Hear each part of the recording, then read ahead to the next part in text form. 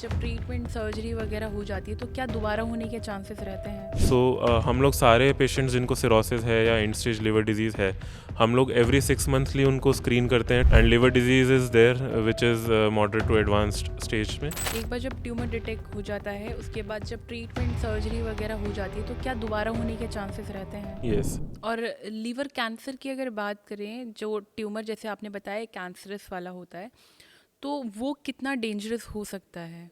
सो liver cancer unfortunately more than 30% cases में pickup ही advance stages में होता है when the treatment options are very limited.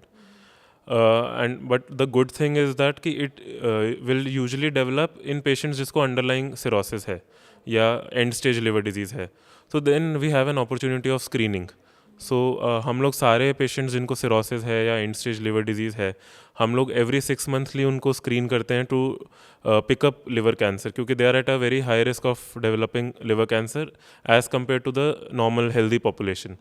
तो उनमें हम 6 मंथली अल्ट्रासाउंड एंड AFP एक ब्लड टेस्ट होता है वो करते हैं, या फिर जिनमें हाई रिस्क है, फैमिली हिस्ट्री है लिवर कैंसर की, तो उनमें इवन या फिर ट्यूमर मार्कर्स एलिवेटेड हैं तो उनमें हम डायरेक्टली CT स्कैन भी करते हैं ताकि हम लोग उसको अर्ली स्टेज में पिकअप कर पाएँ। अगर अर्ली स्टेज में पिकअप कर लेते हैं, सपोज एक सिंगल लीजन है 3-4 सेंटीमीटर का या मैक्सिमम 5 सेंटीमीटर का एंड लिवर डिजीज़ ज़्यादा एडवांस्ड नहीं है, तो we can even go to the extent to do a surgery और उसको रिमूव कर सकते हैं। अगर लिवर डिजीज़ थोड़ा एडवांस्ड है, उसके चेंजेस हैं, तो then transplant can also be done even in the presence of a cancer. So that is a treatment for liver cancer. तो उसके कोई साइड इफ़ेक्ट्स नहीं होते जब ट्रांसप्लांट होता है तो? नहीं, सो यूजुअली अगर सिंगल ट्यूमर है 5 सेंटीमीटर तक का and it is a cancerous, not a non cancerous tumour.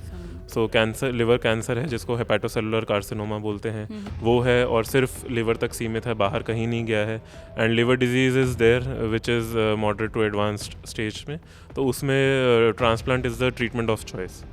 तो उसमें बिकॉज क्योंकि एक तो हम जो ट्यूमर है वो निकाल रहे हैं, साथ में जो बाकी का लिवर है which is damaged and stage liver disease है, उसमें नए ट्यूमर बनने का भी खतरा रहता है विद टाइम, तो that also is getting removed. तो transplant is the best treatment which is available for a early stage liver cancer. Okay.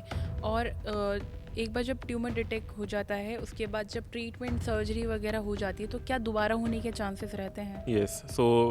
Even with transplant अगर हम बात करें तो 10 से 15% रिस्क ऑफ रिकरेंस रहता है, क्योंकि cancer by its nature it is a aggressive disease. CT scan में वी डोंट पिकअप कि कैंसर सेल्स ब्लड में स्प्रेड हो गए हैं, it is difficult to detect that. उस वजह से 10 से 15% रिस्क रहता है कैंसर रिकरेंस का इवन आफ्टर अ सर्जरी। तो अगर नॉन कैंसरस ट्यूमर की बात करें तो क्या वो भी दोबारा होने के वो chances- यूजुअली नहीं होता। वो दोबारा नहीं होता। तो जो मेडिकल ट्रीटमेंट उस टाइम पे दी जाती है, क्या उसके बाद कुछ बॉडी में चेंज आते हैं और उनको क्या प्रिकॉशन मेजर ध्यान रखने चाहिए ताकि आगे ये चीज़ ना हो? नॉन कैंसरस ट्यूमर्स में यूजुअली मेडिसिन्स का बहुत ज़्यादा रोल नहीं है। Either it is a observation, जैसे में सम सर्वेलेंस जिसको कह रहे हैं, या तो सिर्फ ऑब्जर्वेशन चाहिए होता है पेशेंट को, otherwise either they need a surgery, या फिर कुछ जैसे समटाइम्स जाइंट हेमेंजियोमास में we do a radiological intervention जिसको ट्रांस आर्टीरियल एम्बोलाइजेशन बोलते हैं, TACE. So that can be done and उसमें भी once the tumour size medicine has been injected, initial कुछ दिन में पेशेंट को पेन फीवर रह सकता है, but after that it subsides and then they can lead a healthy life.